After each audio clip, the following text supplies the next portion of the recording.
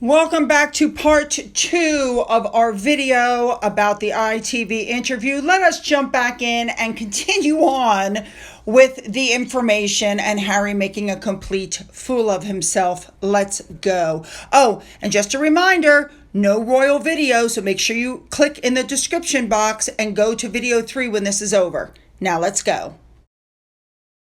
Now, there's a Twitter user called Mumadi, I believe is how you say her name, and she made some statements that I thought were absolutely spot on. So let me just point something out to you in all of this. Harry and Meghan really are backtracking like absolute maniacs. Because now Meghan won't come back into the country for fear of a knife or an acid attack, but we already know that where she lives is so dangerous. So here's the reasons that the things they're trying to change the narrative. Number 1, she claimed that she was bullied by Catherine, which made her suicidal, when of course we found out later on it was the other way around. Number 2, she branded the royal family, including Charles and Catherine, as racist after Scobie leaked the names in his book Endgame.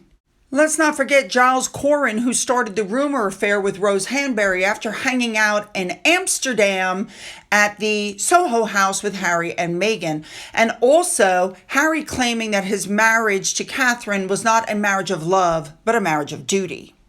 Harry and Meghan wanted the half-in, half-out life.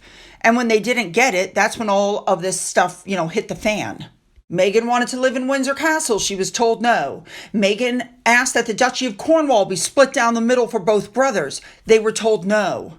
What Harry is doing with this interview, what he's doing once again, is he's blaming the UK media for his atrocious behavior. Once again, never accepting responsibility. It's never his fault. It's everybody's fault. The press is out to get me. He's absolutely pathetic. Let's face it, guys, it's Harry that used racial slurs. It's Harry that dressed up like a Nazi. It's Harry who uses marijuana, cocaine, and magic mushrooms. It is Harry who put himself in regrettable, compromising positions over and over and over again, and then complained bitterly that people were hounding him. I mean, not once has he ever said, okay, I did this, I shouldn't have done this, I'm sorry. Not one time. This guy he's becoming a joke. So with Harry constantly attacking the media has begun to fight back. Vanity Fair's royal editor Katie Nicholl pointed out that Harry's attacks on the media are personal, and it's clear that he has an axe to grind. And she said, he's the only senior royal to have pursued the British tabloids through the high courts, and the most interesting in that documentary was hear him talk about his monumental victory.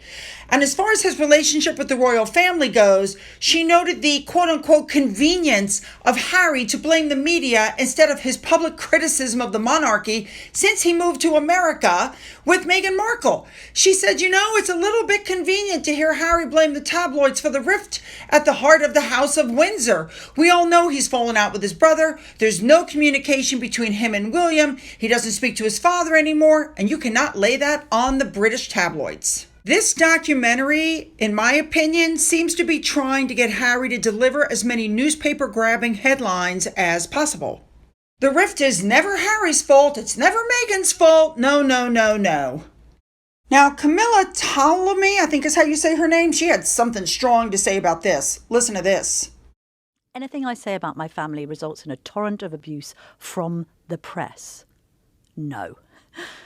If you are going to attack your family in a lengthy Netflix documentary and in a book running to 400 odd pages without giving them a right of reply, oh, and by the way, go on primetime TV in America and then gasbag about them and the intimate details of their life on Oprah, we will report it. You're the one who has created a rift in your own family.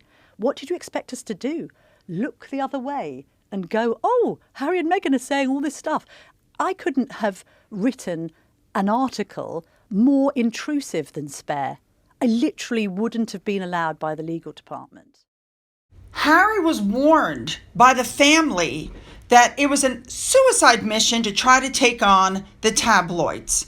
I mean, he's become the biggest joke. And all I can say about Harry and this entire thing is that nobody believes his new narrative that it's not Meghan who doesn't want to return to the UK. It's he won't allow it because it's just too dangerous. But that narrative just doesn't hold water. Sorry.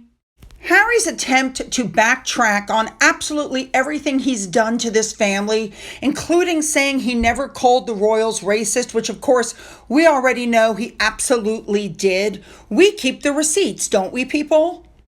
Did you leave the country because of racism? It was a large part of it. Growing up as a woman of color, as a little girl of color, I know how important representation is. And what I was seeing was history repeating itself, but more perhaps, or definitely far more dangerous, because then you add race. Because this was different, you know. It's different because of the race. Aware. Racism, really. I mean, it changed the risk level. And the specifics around her race. We've all had to deal with things that a member of his family will comfortably say, we've all had to deal with things that are rude. Rude and racist are not the same. Concerns and conversations about how dark his skin might be when he's born. And let's not forget how this ended. When Oprah asked Meghan if her son being too brown would be a problem, Meghan replied, if that's the assumption you're making, it's a pretty safe one. It's a pretty safe one. So we keep our receipts, people. You can't backtrack. To me, look at his pupils. To me, he looks like he's drugged up. He looks like a shell of the man that he used to be. This is not the Prince Harry that we remember. This man is being emotionally manipulated by his wife, in my opinion, and has turned him into a paranoid, man who's so scared of everything, who truly believes that his home country is more dangerous than his adopted country and other places around the world. Oh my goodness, you guys. I mean, I don't even know what to say anymore. This man, I'm not kidding. This man has completely lost the plot. The one thing you have to remember is that if you always tell the truth, you never have to worry about remembering your lies. All right, you guys know what to do. Hit the like and the subscribe button and follow me over to video 3. Let's go.